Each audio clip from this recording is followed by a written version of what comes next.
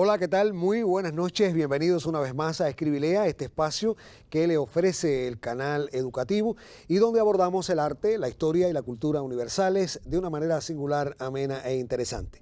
Para que así continúe, contamos con un prestigioso panel de profesores universitarios integrado por el doctor Raúl Lombana, el también doctor Félix Julio Alfonso López y el máster en Ciencias Históricas Dagoberto Rodríguez Abrantes. Profesores, muy buenas noches, un placer compartir nuevamente con ustedes. Me van a permitir colocarme estos espejuelos para indicarle que este tema, primero que tendremos en nuestro programa, ha sido remitido por Josvani Evans Suárez, que es residente en el municipio Playa, aquí en la capital nacional, La Habana, y que ustedes han tenido ya una información previa acerca del mismo, que le ayudará en su indagación personal. Vamos a indicar también a nuestros telespectadores que estén atentos porque en los últimos minutos de nuestro programa, como es habitual, se formulará una pregunta que podrán responder a través de nuestra página en Facebook, Escriba y Lea Cuba, y que, bueno, indicará uno de nuestros panelistas. Entramos en tema, echamos a andar nuestro contador y le doy la palabra al profesor Lombana para que haga la primera pregunta de este primer tema, que es una obra literaria. Obra literaria. Sí, buenas noches, Ramón. Obra literaria de nuestra era. De nuestra era. Producida con posterioridad a la Edad Antigua. También. Con posterioridad a la Edad Media. Sí. A la Revolución Francesa. Lo es. Siglos XIX, XX o lo que va del vilipendiado siglo XXI. De uno de esos siglos, profesor. Siglo XX. Siglo XX.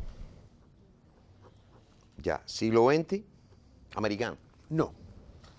Es euroasiática. Euroasiática. Europea. Correcto. De la Europa continental. Sí. De un país con costas. Tiene costas. Costas al mar Mediterráneo. No es al mar Mediterráneo. ¿Tiene costas o al mar Báltico o al mar Negro? No. Tampoco. No lo es. País con costas al Mar del Norte. No. Es una obra portuguesa. Una obra portuguesa. Es de uno de los grandes autores de la lengua portuguesa. Sí. Yo creo que a lo largo del siglo XX hay dos autores que sobresalen por encima del resto y que son los que sitúan a Portugal en el mapa literario, no solamente de Europa, sino a nivel universal. Estos dos autores son Fernando Pessoa y José Saramago. Es uno de estos dos autores. La obra que estamos buscando pertenece a uno de ellos. En el caso de Fernando Pessoa, se le conoce fundamentalmente como poeta, aunque también escribió narrativa, prosa poética, memorias, etc. Y una buena parte de esa obra está firmada con lo que Pessoa le llamaba los heterónimos, que eran otros Pessoas. Es decir, era el mismo autor, pero con nombres cambiados. Y el otro autor, que es José Saramago, quien por cierto estuvo en Cuba más de una vez y que ganó el Premio Nobel de Literatura, es fundamentalmente un narrador. Es José Saramago. José Saramago. Es una obra de Saramago. Por lo tanto, estamos hablando de un libro de prosa. Exacto. O sea, estamos hablando de una novela. Una novela, en sí. este caso. Bueno, aunque a veces las novelas de Saramago tienen un título que parece que no son una novela. Este podría ser el caso. Puede ser el caso. Según el título me dice. Según usted. el título que tiene. Según el título, sí. Bueno, yo le voy a decir la obra en la cual yo estoy pensando. Puede ser Ensayo sobre la ceguera. Ensayo sobre la ceguera.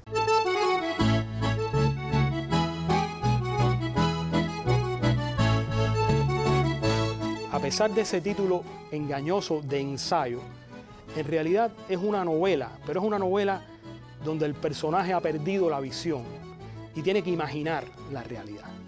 Y esto es muy típico de el universo narrativo de José Saramago, que es un escritor que a veces da la impresión que se mueve dentro del canon realista, pero que sin embargo trasciende el realismo e incorpora estos elementos a veces de la novela filosófica, de esa novela que fue tan famosa o célebre en la Europa del siglo XVIII, que es la novela reflexiva, la novela que está estructurada sobre la base de reflexiones de los personajes sobre el mundo circundante. O sea, no vamos a encontrarnos con una novela de peripecias ni con una novela de diálogo, sino que es un tipo de novela que va más por este otro camino. Un poco psicológica. Psicológica también, por supuesto. Y yo me congratulo mucho que haya salido esta obra, porque Saramago es uno de los grandes autores contemporáneos. Tuvimos la suerte de ser sus contemporáneos y de poder tener acceso en Cuba a varias de sus obras que han sido publicadas y divulgadas en nuestro país. Lo otro que quisiera apuntar, Ramón, es la capacidad que tiene Saramago, que además es un hombre tranquilo dentro de la comunidad literaria, pero muy lineal y muy dispuesto, declarado comunista, participó en la Revolución de los Claveles. Había momentos de su obra en los que se retiraba de la vida pública porque sabía que lo iban a censurar. Muy valiente con la publicación de la que yo creo que se conoce más como la obra, junto con Ensayo sobre la ceguera. La otra que se conoce es el Evangelio según Jesucristo. Además, por el año en el que lo publica, año 91. Toda la comunidad tradicionalista le cayó encima y él se retiró a Lanzarote, que creo que fue donde murió, porque él murió hace no tanto. La isla dentro de las Islas Canarias, se retiró consciente y declaró que él sabía que iba a ser censurado, ¿no? Sí. 4 años después le dan el Nobel de literatura, como dice Félix. Pero hay una cosa que tiene Saramago que sería injusto no mencionar, y es cómo él utiliza un elemento de lo real maravilloso para perfilar una idea a partir de cierto absurdo y cierta hasta ciencia ficción a veces, pero para hacer una gran reflexión filosófica a través de la historia que cuenta, que no es el caso de otros autores de realismo mágico. Cuando uno llega, por ejemplo, a Ensayo sobre la ceguera, ¿con qué se encuentra? Se encuentra con que es un país que no se identifica. Muchas veces las obras de Saramago, los personajes no tienen nombre. Yo no recuerdo si este es el caso. Sí, me parece que sí, que no tienen nombre. No tiene nombre. La protagonista no tiene nombre y es un país donde de pronto la gente, o sea, hay una pandemia, ¿no? Hay una pandemia como la que tuvo la oportunidad el mundo de conocer, desgraciadamente hace poco, y en esa pandemia empieza a aflorar todo lo que puede dar la humanidad a partir de la paranoia, ¿no? Y lo que pasa es que la pandemia es de ceguera, se llama la ceguera blanca. Pero hay una reflexión filosófica atrás y el nombre ensayo no está mal puesto, porque realmente habría teóricos que cuestionarían si acaso no es un ensayo de verdad, ¿no? Felicitamos a nuestro panel, especialmente al profesor Félix Julio, por haber determinado esta obra literaria. Nosotros vamos ahora a continuar con el tema literario, ya que damos entrada a nuestro compañero, licenciado Fernando Rodríguez Sosa, que trae una novedad de las editoriales cubanas para que ustedes lo conozcan. Una vez que haya concluido, regresaremos para el tema intermedio. Como siempre les pido, por favor, no se marche. Buenas noches. Luis Cabrera Delgado, Eldis Baratute Benavides y Gretel Ávila Echavarría, quienes integraron el jurado de novela del premio La Edad de Oro correspondiente al año 2020, otorgaron este galardón al libro que esta noche les comento.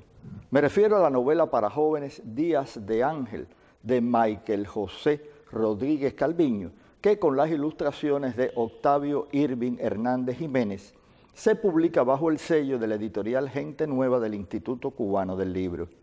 En 9 capítulos, este libro cuenta la historia de Ángel Díaz de Sol y sus amigos en Boronilla, un imaginario pueblo. Una narración, como ha asegurado el propio autor, que refleja la infancia que vivió, pero también la infancia que le hubiera gustado vivir. Días de Ángel forma parte de Crónicas de Boronilla, un ciclo narrativo inspirado en la mitología cubana del horror y el misterio. Nacido en Santi Espíritus en 1981, narrador y crítico de arte, Michael José Rodríguez Calviño, licenciado y máster en Historia del Arte, ha publicado varios libros en los géneros de cuento y novela dedicados al público infantil y juvenil. Ha recibido, entre otros reconocimientos, los premios Calendario y la Rosa Blanca, así como la beca de creación La Noche. Con la publicación ahora de Días de Ángel, Michael José Rodríguez Calviño propone a los jóvenes una amena lectura, pero también propone al catálogo editorial cubano un libro que viene a enriquecer el panorama de las letras que se escriben en Cuba para quienes, en palabras de José Martí, son la esperanza del mundo, son los que saben querer. Les recomiendo la lectura de la novela para jóvenes Días de Ángel, de Michael José Rodríguez Calviño, que publica la editorial Gente Nueva del Instituto Cubano del Libro y que fue galardonada en el año 2020 con el premio La Edad de Oro.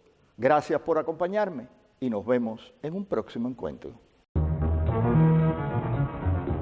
Estamos ya entrando en el tema intermedio de Escribe y Lea, que tiene también no tendrá información para nuestros telespectadores y que ha sido remitido por Antonio Fernández Costa, vecino de la ciudad de Pinar del Río, y que nos propone un personaje célebre. Este personaje célebre debe comenzar a ser determinado por el profesor Félix Julio Alfonso López. Un personaje célebre real. Es real, profesor. Hombre. Sí. De nuestra era. También. De algún momento posterior a la Edad Antigua. Muy bien. A la Edad Media. Sí. A la Revolución Francesa. También. De los siglos XIX, XX o lo que va de XXI. De 2 siglos. Es decir, que es un personaje de los últimos 2 siglos. 2 siglos. Ajá. Ha sido nuestro contemporáneo. Correcto. Lo hemos conocido. Lo hemos conocido. Si no directamente, por lo menos indirectamente hemos tenido noticia de su existencia. Claro. Bien, este personaje célebre es un intelectual. Un intelectual. O sea, alcanza su celebridad en el campo de la cultura. De la cultura. No en este caso en su sentido más amplio, sino en su sentido más estrecho de intelectual. Sí. O sea, es un hombre que se dedica a alguna de las manifestaciones o de la literatura o de las artes. Ajá.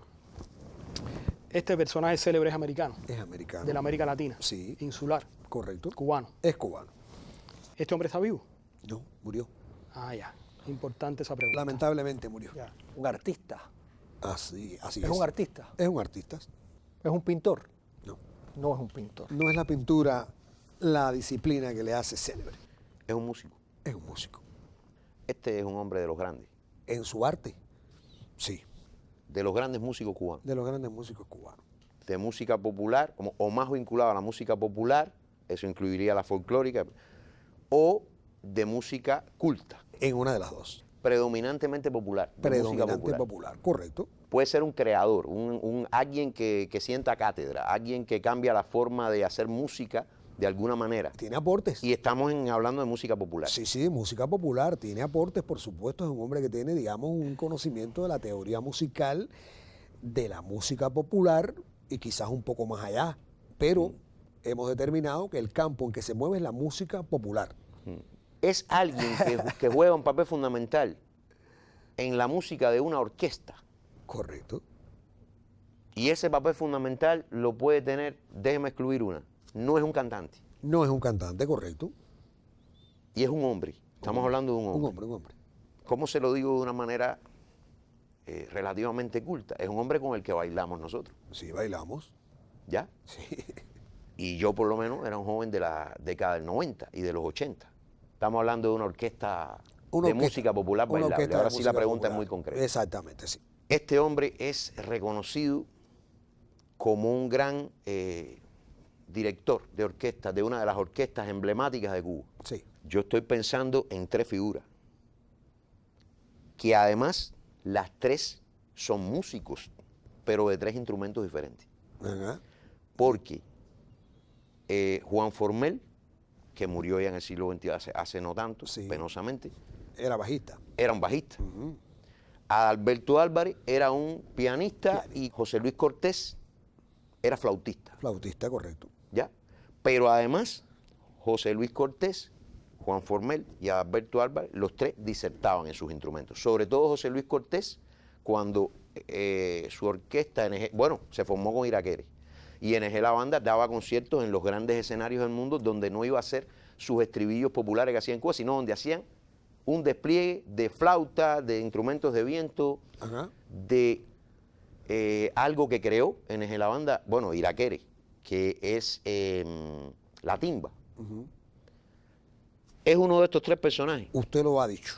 Y dentro del instrumento que tocaba, por supuesto, alcanzó renombre también. Sí, sí, era un prodigioso En su instrumento. en su instrumento. Este hombre estuvo en varias orquestas. Sí, estuvo. Es en José varias Luis Cortés. orquestas. Es José Luis Cortés, el toco.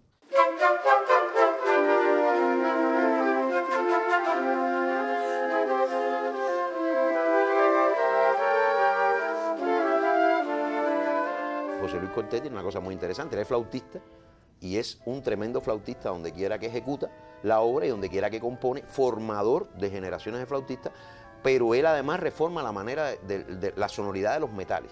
Y eso le da una sonoridad especial a su orquesta, que su nombre lo dice todo, fundada creo a principios de los 90, sí. en NG, Nueva Generación. Nueva Generación. La banda con nuevos músicos que vienen, me imagino algunos de ellos junto con él, de Iraquere. Él es fundador de Bambán con 17, 16 años tenía. Entonces, ¿qué pasa? Que NG La Banda hereda además toda una academia musical que viene de estas otras dos orquestas, más todos sabemos que la música popular cubana es muy porosa a aprender de lo que está circundando el resto de la música que se ha hecho, y con todo esto, pues NG La Banda en la década del 90 sobre todo plantea una manera de hacer música que tiene dos aristas, una popular, bailable, hecha para el cubano, pero también una arista que sienta cátedra dentro del mundo del jazz y de la salsa latina a nivel mundial. Yo recuerdo, por ejemplo, imágenes de conciertos de José Luis Cortés y NG La Banda en Japón, sin decir una letra, sin utilizar la palabra y con los instrumentos tener al público 3 horas. Sí, profesor. José Luis Cortés es un producto muy raro en la música popular, no solamente en Cuba, en cualquier lugar, porque José Luis Cortés tiene esa doble dimensión de ser el virtuoso que fue de la flauta clásica, sí, y al mismo tiempo incorporar la música popular y llevarla al extremo donde es posible llevar esa música, tanto por la potencia de los metales, que yo creo que José Luis Cortés experimentó con eso hasta el límite, como por el uso de letras que incorporan elementos humorísticos, elementos del folclore popular, elementos del imaginario del barrio, que fueron y que pegaron mucho en la Cuba de esa década de los 90, y que yo creo que José Luis Cortés, en medio de la situación tan dramática que atravesó Cuba por ese periodo, le llevó al pueblo cubano una alegría, más allá de la polémica que siempre suscitaron sus letras, porque si eran un poco chabacanas o si tenían elementos machistas, quizás machistas o quizás de otra índole marginal, pero yo creo que el mayor aporte que le hizo José Luis Cortés a la música cubana fue ese, convertir su orquesta en una cátedra de músicos, donde cada uno era un virtuoso del instrumento que tocaba, pero al mismo tiempo llevarle al pueblo de Cuba esa alegría que necesitaba en ese momento tan particular de nuestra historia. Bueno, estamos felicitando a nuestro panel, especialmente al profesor Lombana, por haber determinado este personaje célebre que fue José Luis Cortés, el Tosco, de recordación para todos nosotros, porque prácticamente lo perdimos hace solamente un año, quizás, el año pasado.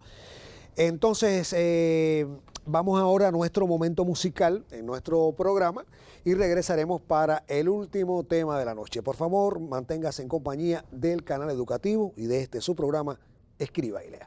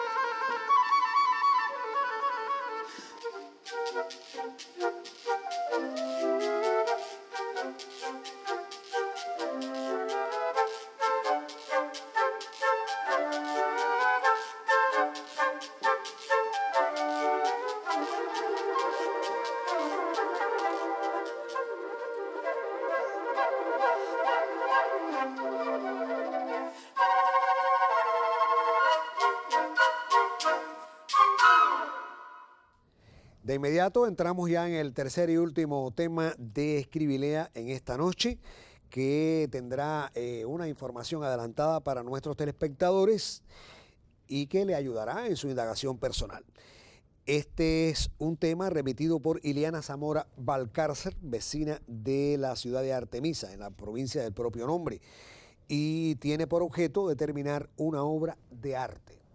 En este caso comienza la ronda de preguntas el profesor Dagoberto. Gracias, Ramón. Esta obra de arte es de nuestra era, Sí, de algún momento posterior a la antigua. también. Posterior a la Edad Media, Sí, posterior a 1789. no, profesor. Ya.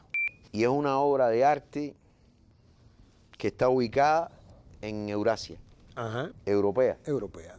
de un país con costa, ¿Con costa? al Mediterráneo. No, Tiene costas o al mar Báltico o al mar Negro, correcto. o a ambos. Sí, En este caso entonces estamos hablando de una obra rusa. una obra rusa. Y es una obra de arte entre los siglos XV y XVIII. Y 18. Este es un periodo de la historia rusa muy interesante, porque es el periodo que va, pudiéramos enmarcarlo entre los dos grandes monarcas, de Iván el Terrible a Catalina la Grande, Ajá. o a Pedro el Grande. Es una obra de arte que pertenece a este último periodo, al periodo del siglo XVIII. No. No pertenece al periodo de Catalina, ¿me dice usted? Sí, de Catalina. Sí, no, no. Esta es una obra de arte que es de la escultura o arquitectura. De una de ellas. Es una obra arquitectónica. Una obra arquitectónica, Es una construcción. una construcción. Es un palacio. No, en este caso no es un No palacio. es un palacio. Está en una, vamos a llamarle conservadoramente, localidad principal o bastante reconocida dentro de la Rusia de esos siglos. Ajá, Estoy queriendo decir que puede ser concretamente Moscú o San Petersburgo. puede ser. Es una obra que está ubicada en Moscú. Está ubicada en Moscú. Ramón, una pregunta. ¿Esta obra existe hoy en día? Sí, ¿Se conserva? cómo no. ¿Y conserva el valor arquitectónico que tenía en su momento? Lo conserva. Usted la catalogaría como una obra bastante conservada, teniendo en cuenta la etapa en la que fue. Sí, cómo Y no. eso es parte del mérito que tiene. También. En esta época las grandes construcciones en Moscú suelen mandarla a hacer muchas veces los zares o bien ser un producto de la alta política, porque en la Rusia imperial no se hace una gran construcción que no pase por los zares. Y mi amigo Félix Julio mencionó varias figuras importantes, pero descartamos también a Catalina, a Pedro, Sí, quizás. Catalina queda descartada. Esta es una obra que está entre los siglos, Ramón, 16 o 17. Exacto. Es un edificio, es un tipo de edificación funcional, o sea, Sí, sí, sí. tiene una finalidad concreta. Funciona, funciona. Es una iglesia, es una catedral. Es una catedral. Es correcto. la catedral de nuestro Señor Jesucristo o la catedral de San Basilio. Una de ellas. Los valores que se le reconocen tienen que ver con la imbricación de elementos de la cultura musulmana o turca o otomana con la cultura rusa y de la parte de la tradición griega ortodoxa. Tiene razón, tiene razón. Entonces estamos hablando de la obra que mandó tenía mucha razón Félix cuando buscaba por ahí. Entonces la mandó a hacer Iván el Terrible. Iván el Terrible. Y estamos hablando de San Basilio. Exactamente.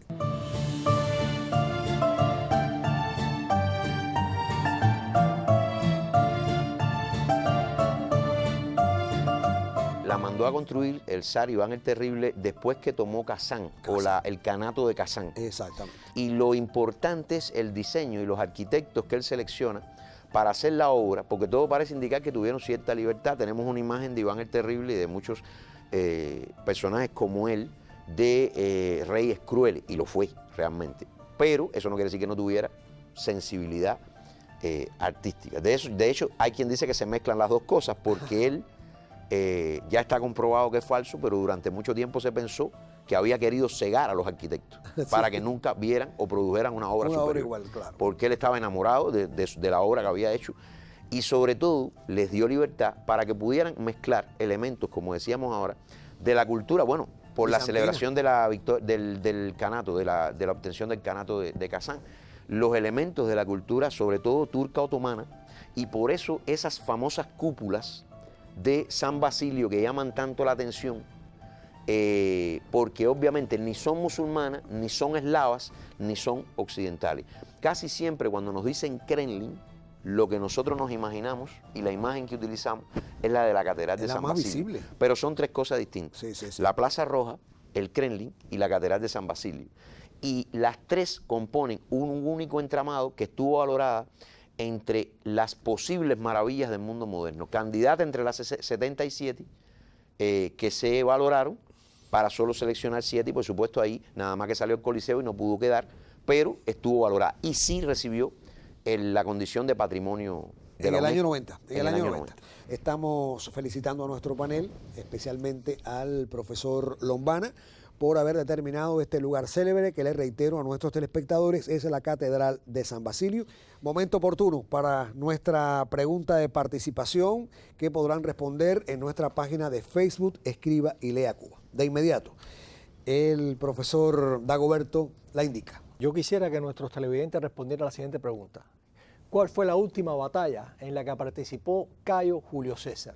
¿Y en qué fecha ocurrió? Vamos a reiterarla. Sí. ¿Cuál fue la última batalla en la que participó personalmente Cayo Julio César? ¿Y en qué fecha ocurrió? Gracias, profesor, muy amable. Ya tienen ahí la pregunta. Quien tenga ya el conocimiento de ella, pues de inmediato escríbala en nuestra página de Facebook, Escriba y Lea Cuba. Si no lo conoce, pues busque la información.